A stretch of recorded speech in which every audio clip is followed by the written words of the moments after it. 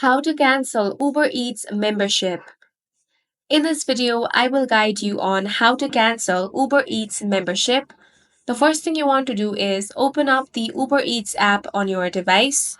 If you do not have this application, head over to Play Store or App Store. Now, search for Uber Eats, tap on the install button and have this application installed on your device. Make sure to log into your account. Now, tap on the account icon at the bottom right corner of your screen. If you have subscribed to Uber One, you should find the Uber One option over here. Tap on that. Now you will find different options here. Scroll down and tap on Manage Membership. Then select End Membership. Now tap on Continue to confirm. You will have to tap on End Membership again to finalize the cancellation. And in this way, you can cancel Uber Eats membership. And that's it for this video. If you found it useful, make sure to hit the like button and subscribe for more videos like this.